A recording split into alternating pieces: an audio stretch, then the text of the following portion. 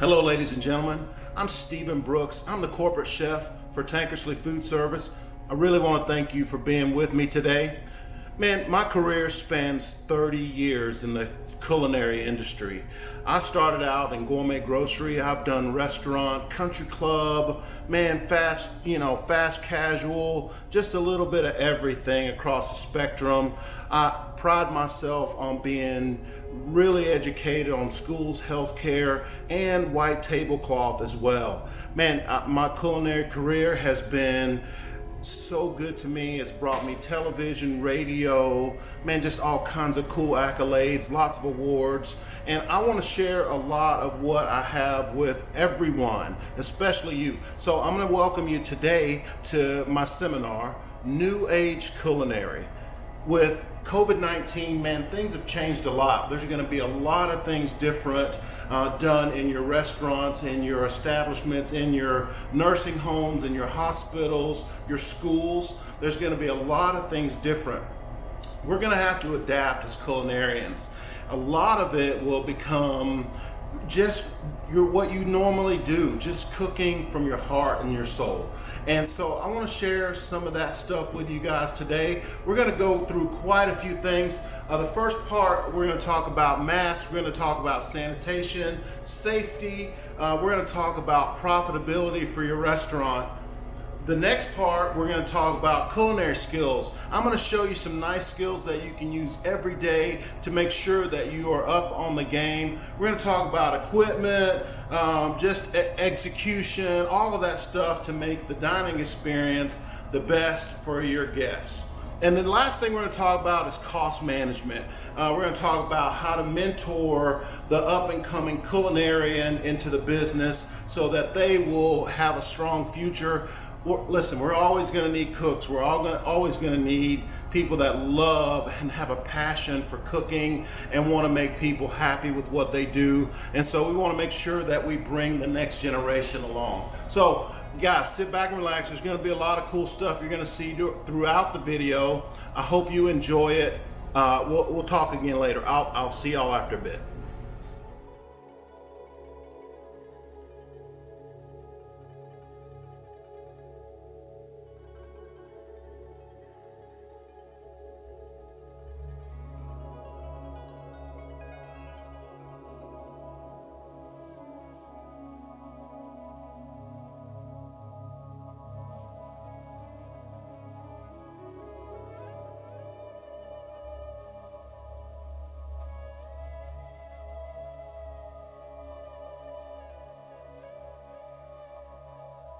As we turn the lights on to start a busy day of cooking, a busy day of taking care of our guests, whether those guests are students in a cafeteria,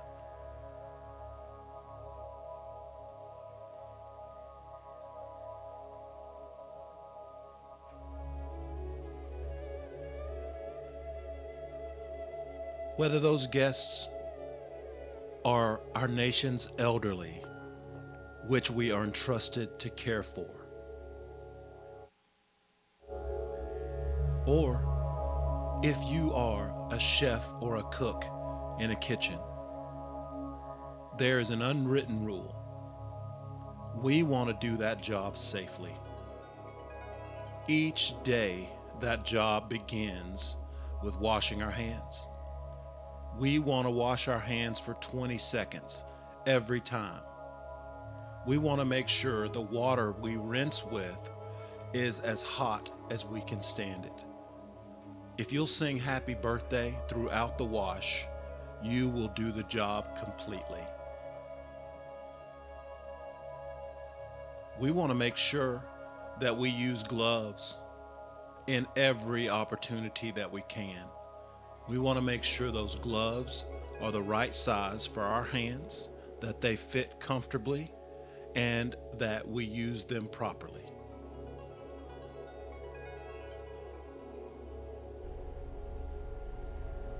When you cough into your hand with your gloves on, make sure you pull them inside out, go throw them away, walk right over and wash again. Don't pick your nose. Don't you do it. Don't touch your eyes, your face, your mouth. Try really hard not to touch your clothing or your arms or your skin. You'll have to go right back and wash them again.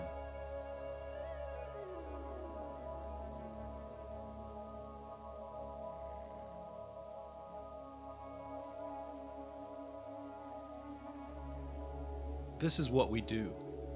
This is a part of us. Dry hands from washing all day. I think in most places, the health department requires a washing after every glove change. And nowadays, we have to have a mask. Make sure your mask fits your face well, is large enough to go around your ears and fit comfortably, and that it covers your nose and mouth.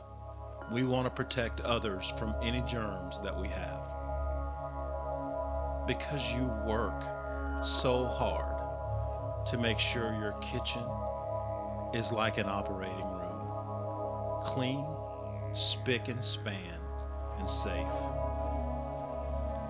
Why not go ahead and make sure that we do that to ourselves? Keep our hands clean, our nails clean all the time. Our uniform, our apron, everything must be as clean as this kitchen.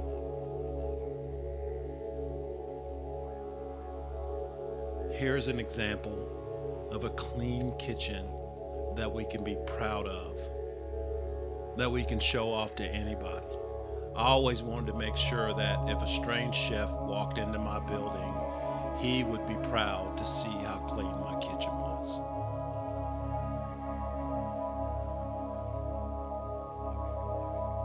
So whether you're a chef at the back of the line putting out food, whether you're making a beautiful dish for your guests to enjoy, our job is to do it correctly so that we are maximizing our profits. Dollars is what it takes, and beautiful food as well. When you get ready to set up your line for service, you want to make sure that it is done well, that you've done everything you can, because our business depends on it. Our margin, our finances, all of it depends on it. Our dollars depend on it. Do you know how to save those dollars? Do you know how to calculate those dollars in a kitchen? Well, you have to start with beginning inventory plus purchases minus ending inventory, which gives you a cost. That'll give you a number that you've used. You have to take that number, divide that by your sales, and that will give you a percentage. Times that by 100, and that will give you the true food cost percentage. Here we can see a 37.5. And I will tell you, nobody really knows what it takes to run your business efficiently except for you. If we know these numbers, we can run our kitchen and earn money. And I will tell you, a 25 to a 35 is doing pretty good in most food service operations.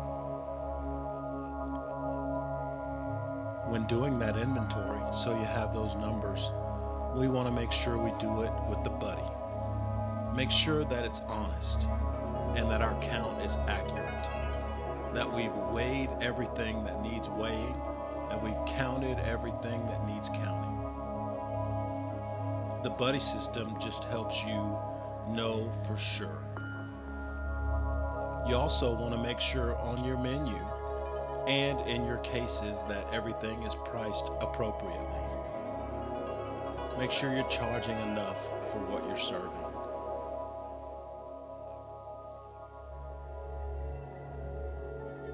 Without all of these things, we can't be profitable. We can't make money. We can't sustain our business.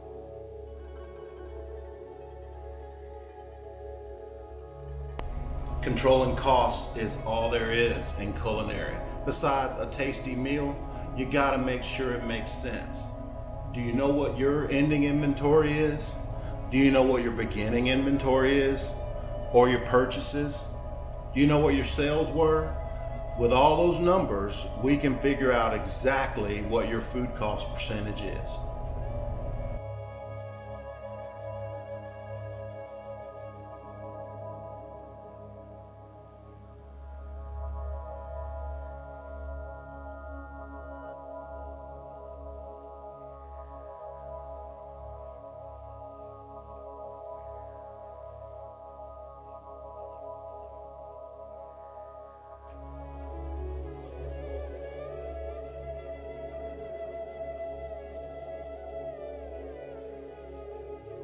The number one tool in our bag is our knife. Our knives are all we have. They are the beginning and the end in cooking. If you're not cutting, you're not cooking. I wanted to show you an example that you can use every day to help yourself be efficient with your knife. This is a cup of flour. And in the cup of flour, I have my students practice all the cuts that we're going to use throughout culinary, throughout cooking. They are all right here in this cup of flour. This is an example of the pivot technique. Notice my hand is at the point of the knife, holding it down against the board, and the knife pivots back and forth across the product.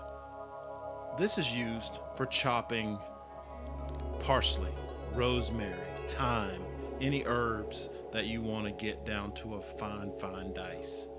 Any onions, shallots, garlic that you want down to a fine dice. We will use the pivot technique. You can also smooth that flour back out. Man, shape it like you are about to cut a cucumber or a carrot. Set a bridge. This is a bridge. You'll see, look at my beautiful bridge. My fingers are straight down. There's air between them. And I'll use my middle finger as the bridge between the knife and the board and the product. If I go right along my bridge, moving it backwards as I go, I'll protect all of my digits. Notice that my fingers kind of walk backwards and that the product that I'm cutting has all the lines in it. Look at the flour and how there's lines in it. You can see each and every cut right in the flour. This is a great practicing tool. My students, they hated it. I don't think they liked it very much, but their speed sure did increase over the semester. And every semester I've taught, this helps them, I promise. If you practice this 15 minutes a day, you will increase your speed. And again, I want you to notice that bridge that is my middle finger that's protecting the blade and the rest of my fingers. Look at those cuts. I can take that flour, I can smooth it back out and start those cuts again. I want you to see here, this right here is the roll technique. Here's an example. If I move my cup in, you can see the roundness of that cut and how it rolls, knife forward, back, and down and up. And that bridge will protect you every single time, whether you're trying just a smooth cut in a slow motion or if you want to go really fast. That bridge will protect you every time. This is an example of up and down cutting. With a good bridge built, you can do all of these techniques efficiently, you can do these techniques smoothly, and you can do them safely. And we're not wasting a bunch of product practicing our knife skills. This flour is reusable. And so every time we practice a skill, we come right back, smooth it out, and start with the next skill. If you will practice the roll technique, if you will practice up and down cutting, and the pivot technique, you will be more efficient in your cutting. This knife is the most important tool that you have.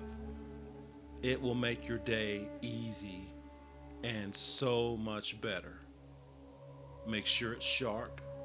Make sure we clean it all the time and take care of it. The knife belongs to the chef and not the kitchen. So it's your responsibility to take care of them. If you don't have your own set of knives, let's talk. We'll make sure that you get covered so that you can have good tools to work with for your everyday life.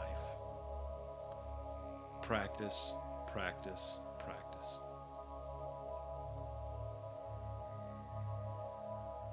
And at the end of the practice, we take a zipper bag. I like to lay them flat. Take my flour, scoop it up, and bag it. This way, we can practice again tomorrow. My students will use the same flour throughout the semester. We'll take this bag, a Sharpie, put their name on it, and they break it out every single day for practice.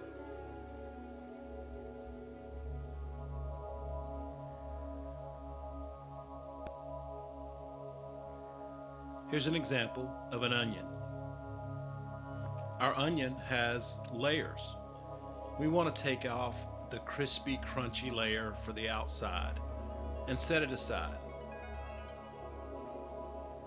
Make sure we do both halves. And the reason we cut the onion in half really is so that it will sit flat and not roll around as we're cutting it. So we'll put the knife between our finger, our index finger and our thumb to cut our juliennes, and then go back across those cuts to make our dice. Check out this beautiful pile of diced onions. And here we just go straight across the onion to get a nice half moon. Super easy. Two beautiful piles, diced and a half moon or a julienne. They work perfect. And with a carrot, it's important that one, you have all the tools right at your hand. So my right hand is gone here because I forgot to put the peeler up on the table. But with the carrots, we want to make sure that we use the peeler. Make sure that you put the peels away from your board or your surface. A lot of times I will use a piece of plastic wrap down on my table for my peelings. That way we can clean it all up at once and walk away. But once you get your carrots peeled, this is the proper knife use. Cut off the tip end, cut the carrot in half depending on the size, and cut it into strips. All cuts, all dice come from a strip. So if you're doing a medium dice like this, you want to make sure you cut your half about 3 times, maybe 4, for a medium-sized dice. For a smaller dice or a finer dice, we'll want to cut that half in half and then in half again and again. So we can go across and make our dice. However, in this direction, we'll make many more cuts to make them smaller than our medium dice. Make sure you build a good bridge. Make sure you keep your digits safe. And you can see here the example between a medium and a small or a fine dice. Beautiful.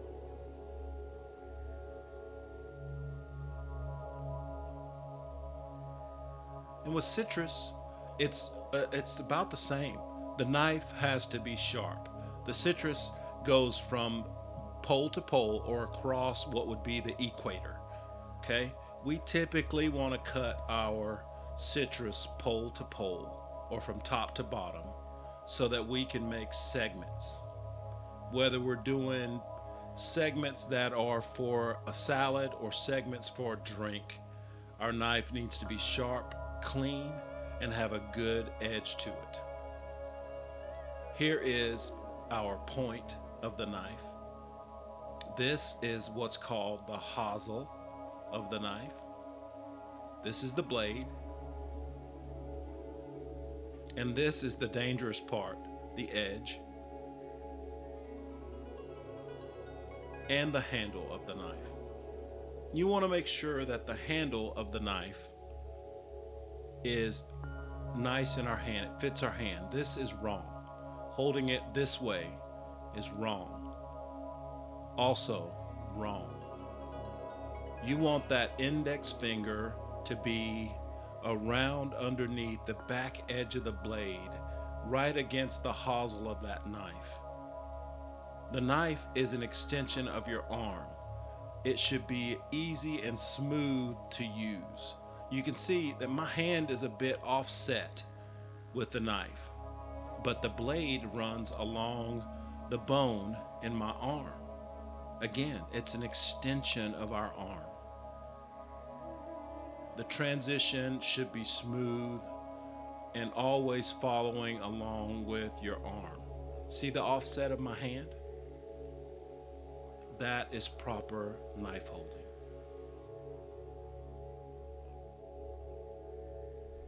And so I hope you didn't think that was too silly, but using the flour in this manner gives us the opportunity to not waste product, lets us work on our knife skills, all the basic cuts that you're going to use in cooking. You get to practice with this cup of flour. And man, save the cup of flour for the next time you want to practice. If you do this about 15 minutes every day, your knife skills will improve vastly, I promise.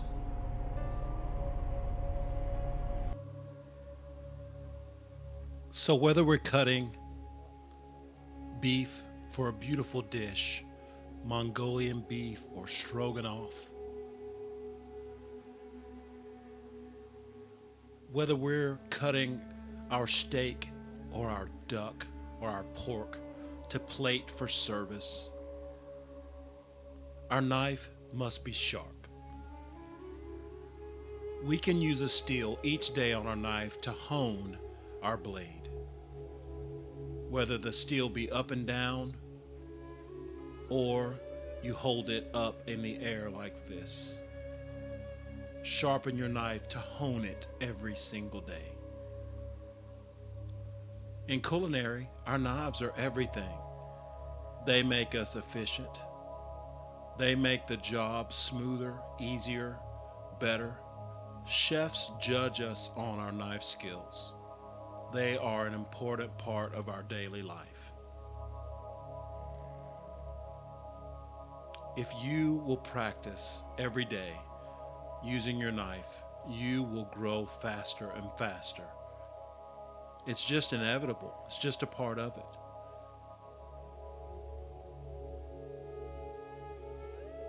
I wanted you to see an example with a bell pepper. Here we see a housewife, a lady, using her knife on a bell pepper. She's sawing it a little bit. Totally improper. And I want you to notice her fingers as well. They're in danger. Here, she's trying to make julienne cuts, probably for a dice or something, but her fingers are in danger from her knife.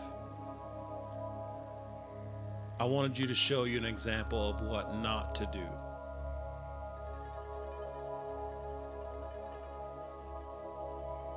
So that I can show you an example of how to do it. Here we have a green bell pepper. This bell pepper is just like all the rest. It has lobes. Okay? We also have a nice red one for an example as well. I'm going to show you both. With the green bell pepper, as with all bell peppers, they have lobes. Okay, here's our lobe. And they are distinguished by these notches, these indentions in the bell pepper that distinguish the lobes. Okay, you can see them right here. Here is those indentions. And those indentions represent where the ribs are. If you will take your knife and cut right along those indentions in the knife where the ribs are, you can cut off the lobes,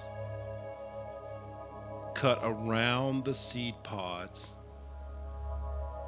and all we are left with is usable product. Man, we don't want to serve anybody those ribs from the peppers. They carry a lot of spice, they carry some bitterness. Here is the seed pod and then the rest of those ribs. And that is for compost or the trash. And we're left with these beautiful, beautiful lobes. And we go right to our bridge, start our julienne, especially if we're going to do a dice. We'll start our julienne with our beautiful bridge built, protecting our fingers all the time. Gather up the ingredients, build our bridge once again, and get our dice going. And this speed just comes with experience.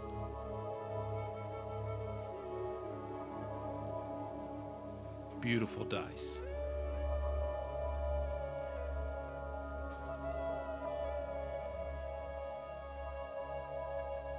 And now I'm going to show you that also with the red bell pepper. But here is the julienne with the green. Whether you pick a side, you have to pick a side how you want them to look. Cut our juliennes out and move them to the side. Beautiful. They turned out great.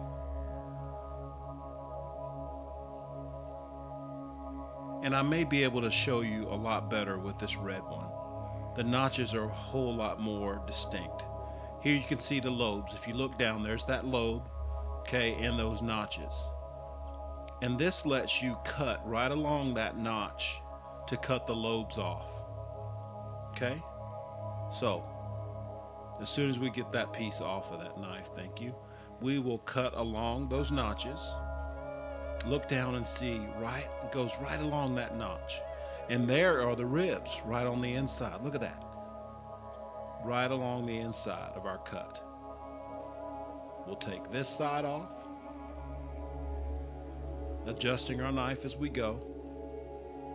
This side, and then finally this side. And look what we're left with, the ribs and the seed pod all together. And listen, if you want that tip end right there to go into your product, cut it off, get rid of the seed pod and the ribs, and dice your product how you need to. And this will be a long julienne or just julienne. But sometimes, depending on the dish, we will want to do a little bit shorter julienne. If you're doing a pasta salad and you want to just julienne your bell peppers, you're not doing a fine dice or a medium dice like this, and you want a little bit smaller of a julienne, here, we'll get this dice put aside right here, and let me show you. We'll take our pepper and cut, and not along the long axis here, but the short axis this way, and do our julienne. We come up with these little half rings that are perfect for a pasta salad, perfect for a shrimp and grits. Here is our long axis, and then the short axis. You can see it's about half.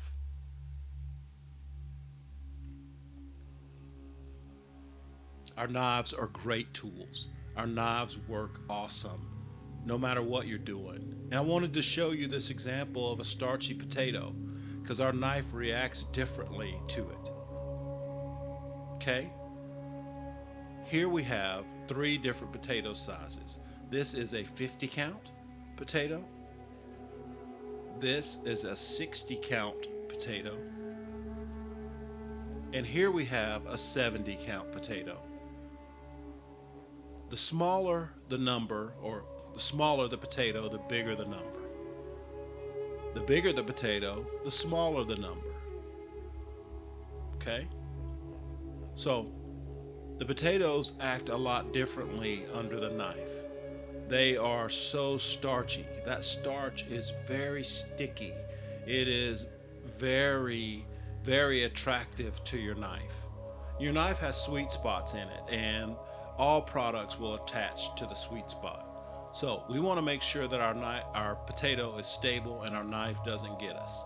So we cut off a small little piece on the end to make our potato flat. See how thin that is? Makes it not roll. Okay? We'll cut that in half again to flatten it out and make it work. And here is the first cut we made. To do a dice, we're going to cut this into 1, 2, 3, 4 sections. Flip that up and cut it into 3 sections. So there's one, and then one more. Turn that product back down on the flat side and start our dice with all of it together. And look at how the potato sticks right to the sweet spot of the knife. That starch will just draw it up on that knife, and the more you cut, the more falls off of the knife. And you end up with a beautiful dice for potato hash. I think the bell pepper trick is probably one of the coolest things that I've learned in culinary. It lets you get rid of all the ribs, lets you get rid of all those seeds that you don't want to use, and lets you get down to the flesh of the bell peppers. It is a cool trick, and if I don't teach anybody anything, I want them to know this, that's for sure. Here we have a jalapeno pepper. The jalapeno is like the bell pepper, only the lobes aren't as distinct. They do have ribs, just like the regular bell pepper, just not as defined. The lobes aren't as outstanding. Okay, what I do with a jalapeno, so that we don't give anybody too many seeds in there, I like to cut off the end, okay, and cut the jalapeno in half so I can de-seed it. And you can see here the seed pod here with all the seeds, and then the ribs along here. Same on the other half. And there's a separation between the two right in here. Those seeds are hot and they will fire you up for sure. I like to flatten out the jalapeno pepper like this with my fingers, take my knife and flatten it out against the board and the jalapeno, sliding right along the edge, taking out the ribs and the seeds. You may have a couple of stray seeds that want to stick around. We just take those out and we have a nice clean jalapeno without the seeds. Those seeds are super spicy. That's where the Scoville units hide. Same with the other half. I want to make sure that I flatten it out as much as I can with my fingers. It may crack a little bit, but that's okay, because we're going to dice it up anyway. Go right along the edge of the skin and get those seeds and those ribs right out of there. Sometimes you may have to get a little bit more aggressive to get all of the ribs out of there, just a hair more. Shave it just a bit more to get those ribs out. Okay? Then we'll take our jalapeno and we want to dice it. And where does all dice come from? A julienne. We'll make our julienne, as many as we can. We want to get these fine. If you make an omelet for someone, they ask for jalapenos in it, and you give them a big piece of jalapeno, they're going to be upset because it's gonna be too spicy. You can see these thin juliennes that I've made, and we'll cut many times to make our fine dice. I recommend for whether you're making a salsa, whether you're making pico de gallo, or if you're using these jalapenos in a pasta salad, that you go down to a fine dice. Just don't fire somebody up. And I wanted to explain a little bit more about the sweet spot. Your knife has a sweet spot in it. All knives do. It's just a part of the game. And that sweet spot is from the hazel about 4 inches in, depending on the size of the knife. This portion of the knife would represent the sweet spot. You see where the product sticks to the knife from the hazel end and 3 or 4 inches. That is the best place for your knife to work. That's where all the weight from the knife is. Okay? Make sure your blade is clean.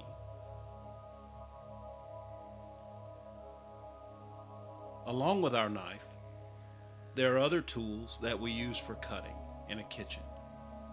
This one is called a mandolin. And the mandolin is a dangerous tool. It has blades for slicing, for cutting. And I'm going to show you here. This is an English cucumber right out of the warehouse. And what I'll do is take it and cut it in half. You got to get that plastic off of it, the outer edge of it.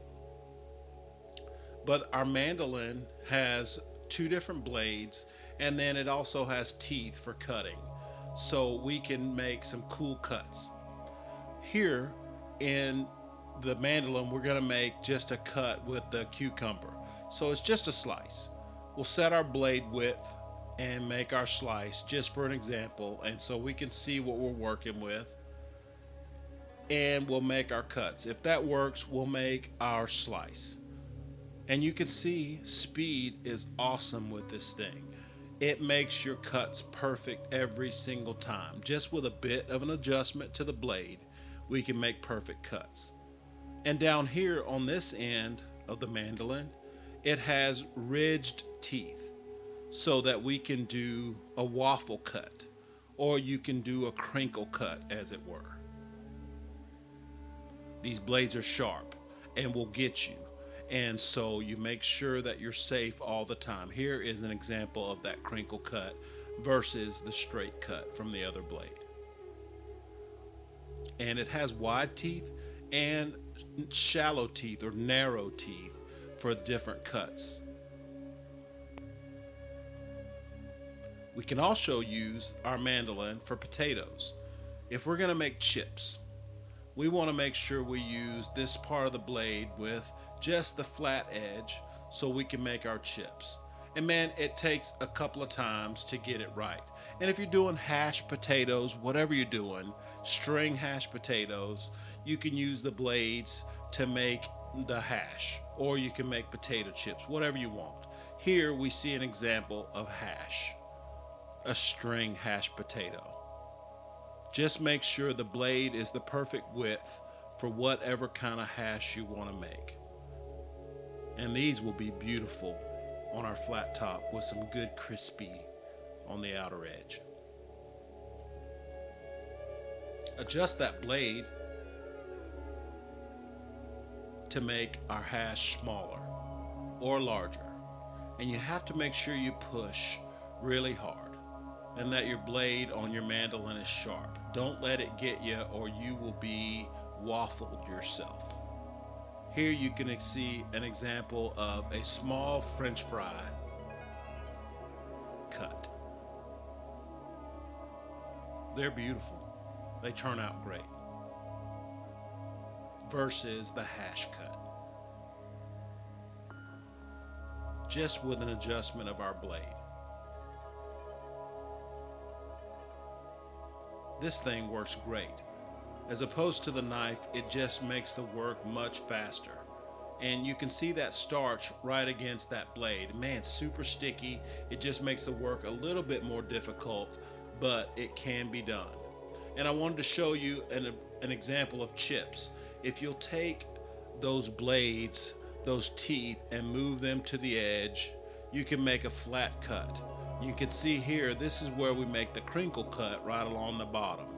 And I'm going to show you here an example of how we make our crinkle cut chip or a waffle chip. Okay, that blade right there will move so that you can protect yourself. Make sure the top surface is smooth so that that blade doesn't hinder you.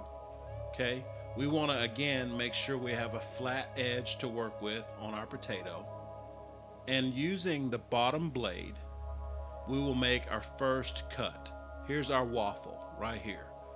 Okay, and man, it's all about getting the thickness right. See the waffle cut and the flat side on that side. So to make that waffle, we take that adjustment and go against the other side. So we got our waffle cut that we made. The first cut goes north to south like that. And so we want to turn it east to west to make the waffle cut. So here's a cross member. Bam. Take your blade or take your potato and just check the thickness. And so we'll adjust our blade just by making a few more cuts and checking our waffle to see if we got our thickness right. Look at that. That is a beautiful cut. And to adjust it, we can make our blade thinner or thicker depending on how we had it set to begin with. And then we start again with our cuts. Always checking to make sure where we're at with each cut. Beautiful waffle chips. Those are perfect.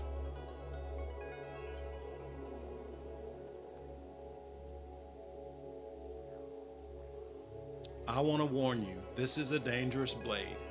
There's typically a guard, but with making chips that we have to go back and forth, we have to turn our potato, we can't use the guard. So we want to make sure that we're safe always from these blades so that we don't get cut. This blade right here is magic. And if we're making a straight cut potato chip, make sure we use the top blade. You can see I made this one just a little bit too thick. So I'll make it thinner, make a cut, check it again. Oh, still not quite thin enough. Adjust my blade, make another cut, check it again. Up, thinner, but still not what I'm looking for. Adjust my blade, make a cut, and you can see how much thinner it's getting every time. Adjust my blade. Man, you just want to make sure you get it right. Make a cut and check it. And you can see, now you can see my finger through it. Almost transparent. That's what I'm looking for here. Again, it just depends on what you're cutting, what you're making. Once you get it right, you can go with good speed and accuracy, knowing that you're all set and ready to go. So, no matter what the equipment in your kitchen, no matter if it's our pots and pans that we clean every day to make sure we serve a great, safe meal, no matter if it's our charbroiler that we're using to grill, put beautiful marks in chicken or beef, no matter what, it's all about our health and our safety. Food is for our bodies. And for us as cooks, we want to make sure that we look after ourselves. If we're not healthy and we're not taking care of ourselves, we can't take care of anyone. I encourage you, get some exercise every single day if you can. Please drink plenty of water. It gets hot in our kitchens, especially during the summertime.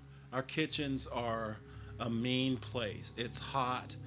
We have sharp tools. We can get hurt very easily. We have to stay hydrated.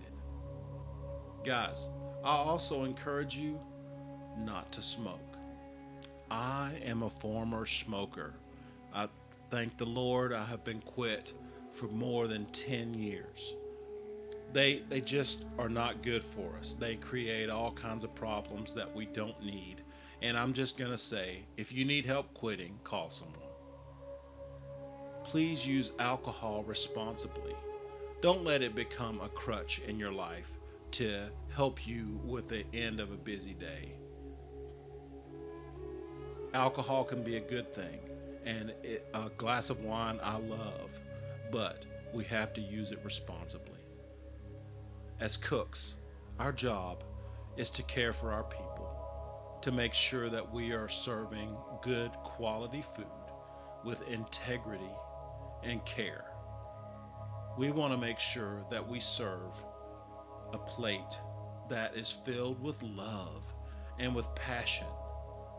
We want our sauces, our entrees, and our desserts to be something that you can tell your friends about, that you as our guest can tell people that you enjoyed.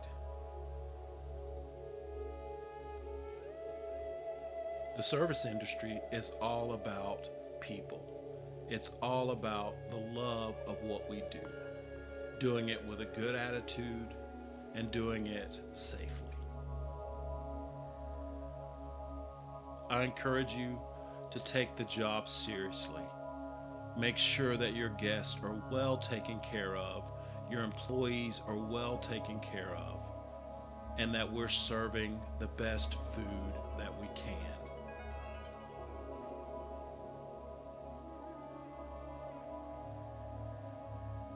Love what you do and do what you love, and everybody will be happy. Man, the satisfaction for me is those smiling faces at the table that receive my plates and give great reviews.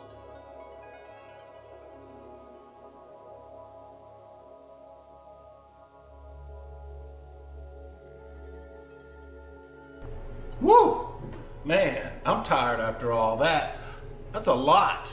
And I know it's a lot, you guys, but all of these things will help you in your daily life do your job more efficiently. It's all about doing our job quickly and taking care of our guests. We want to make sure that we give our guests the best experience, the most satisfying meal that we can.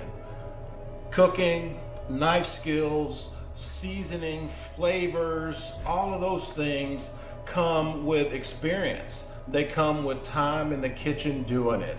I have been doing this for 30 years. Listen, I do not know it all. Oh my gosh, Chef admitted it. He does not know it all. No, I don't. If I ever get to that point, man, y'all make sure you walk up to me and just kick me right in the leg. Boom! Give me a shot. Because it's silly to think that we know it all. The game changes every single day.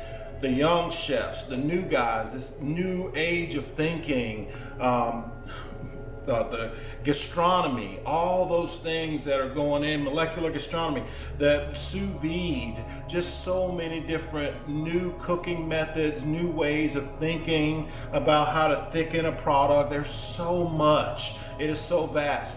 It is hard to show you all of that in one video, but I hope that you took something today that you can use in your kitchen, in your daily life, and incorporate it. That will help you speed up what you do so that you can be more efficient as a cook.